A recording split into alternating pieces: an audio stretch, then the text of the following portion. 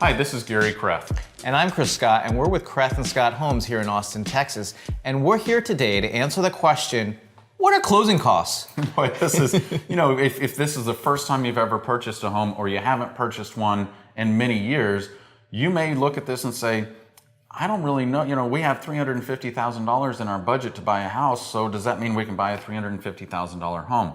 Probably not. But it's important to ask the question, what are closing costs? Because there are additional fees on top of just the sales price of the home. Well, I think it's also very relevant because when you're in the negotiation process for buying or selling a home, oftentimes one of the negotiation points might be to contribute to closing costs. But the question is, what are they and which ones are real and which ones are legitimate? And is it possible that some are fluff? Yeah, absolutely. Especially if you're buying a brand new home, it's absolutely possible that a builder can throw in additional closing costs just to increase their profit margin. But that's pretty rare, but it does happen. So let's examine what are some different closing costs.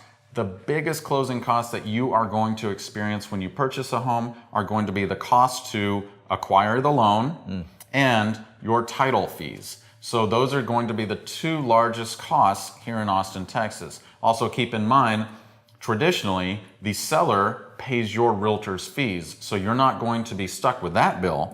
But a good rule of thumb to understand is that your total closing cost should be right around 1% of the sales price of the home. Gotcha. And so that's all connected to the mortgage and the title fees and all those fees associated with that.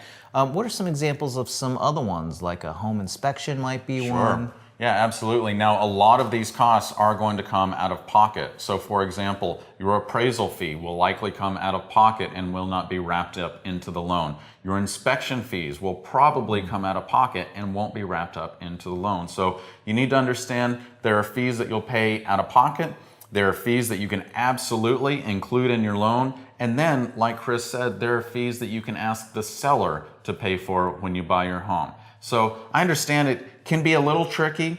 It can be a big forest of trees to try and navigate through, but that's okay. Just remember that as long as you hire a competent real estate professional, they'll be able to help you navigate those waters to understand what your closing costs are and are they fluff or are they real? So if you would like a copy of a settlement statement that breaks down all of the fees that you will likely incur when you purchase a home, Chris, what do they need to do? Message us.